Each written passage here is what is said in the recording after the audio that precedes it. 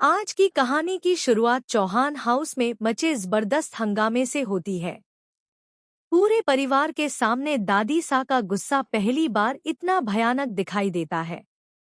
वसुधा की आंखों में आंसू हैं, जबकि देव बार बार हालात को संभालने की कोशिश कर रहा है।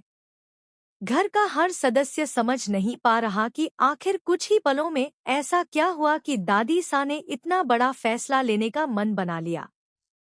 दादी सा सख्त आवाज में वसुधा को अपने सामने बुलाती हैं। पूरे हॉल में गहरी खामोशी छा जाती है। हर किसी की नजर सिर्फ दादी सा और वसुधा पर होती है।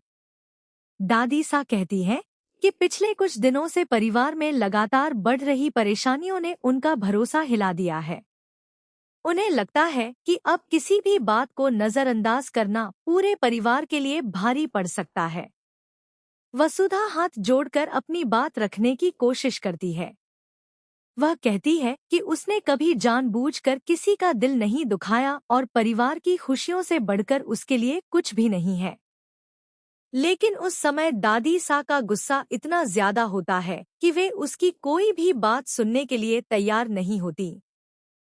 देव तुरंत बीच में आकर दादी सा से शांत रहने की विनती करता है।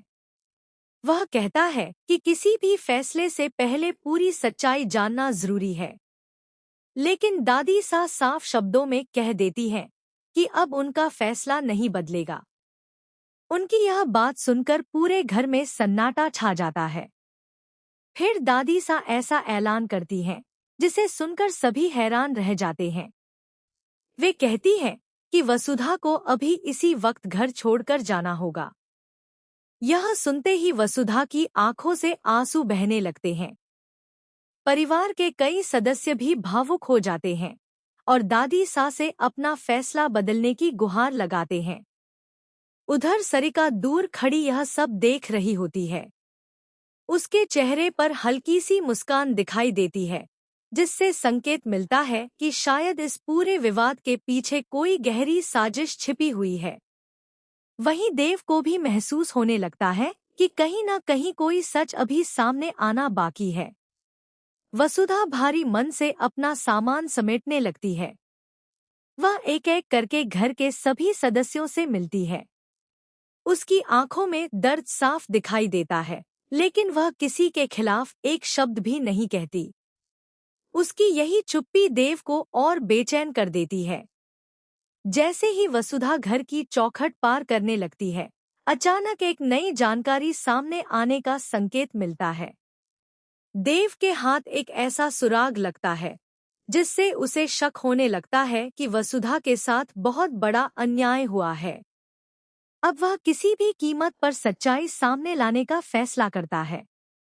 एपिसोड के आखिरी पलों में वसुधा घर के बाहर खड़ी होकर पीछे मुड़कर चौहान हाउस को देखती है। दूसरी तरफ दादी सा भी अंदर से भावुक दिखाई देती हैं, लेकिन अपने फैसले पर कायम रहती हैं।